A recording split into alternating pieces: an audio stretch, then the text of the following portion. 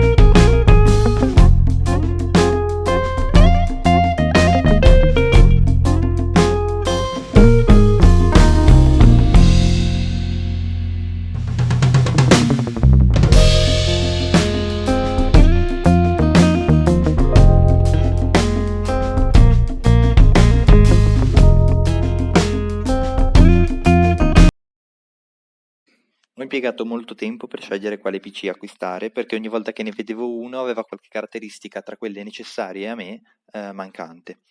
Infatti ad alcuni mancava la porta Type-C, ad altri invece mancava l'SSD, altri invece mi sembravano troppo poco potenti per il mio uso, ma poi mi sono imbattuto in questo Huawei MateBook D da 14 pollici e dopo aver visto tutte le caratteristiche tecniche e aver guardato qualche recensione su YouTube mi sono deciso e convinto che questa sarebbe stata la macchina adatta a me.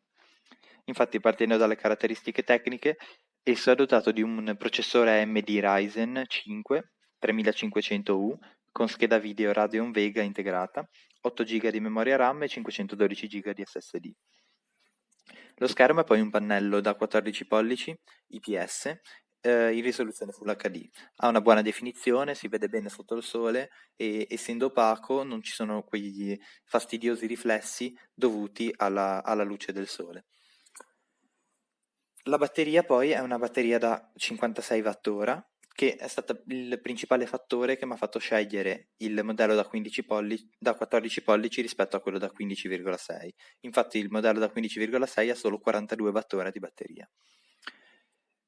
Quindi il Huawei MateBook D 14 pollici con questa batteria da 56 Wh riesce a coprire la mia giornata intensa di uso normale, nel senso che io scrivo documenti su Google, faccio ricerche su internet e guardo video su YouTube. Poi ci sono i momenti in cui invece si richiedono più risorse, ad esempio quando si montano i video oppure quando si gioca, e in questi casi la durata della batteria cala intorno alle 2-3 ore. Però la batteria quando va ricaricata si ricarica grazie all'alimentatore da 65 watt che si collega alla porta Type-C del computer e la ricarica in circa 2 ore. Oltre alla porta Type-C c'è anche una porta USB 3.0, una USB 2.0 e un jack per le cuffie da 3,5 mm. La tastiera è poi retroilluminata e si possono scegliere due diversi livelli di retroilluminazione. Chi ha poi un telefono Huawei può anche collegare il dispositivo al computer in modo wireless. Questo permette di gestire il telefono direttamente dal PC, operando sul trackpad e sulla tastiera. Per concludere, consiglio assolutamente questo PC a chi va a scuola, a chi ha bisogno di un computer per poter gestire qualunque attività non estremamente pesante, ovviamente non permette di fare montaggio video in 4K, però si riesce a fare un ottimo montaggio video in 1080p e si riesce anche a giocare a giochi a qualità media, alcuni alta, altri invece a qualità bassa, però riescono sempre a girare. Quindi trovandolo a un prezzo tra i 649 e i 699 euro, secondo me è un'ottima scelta.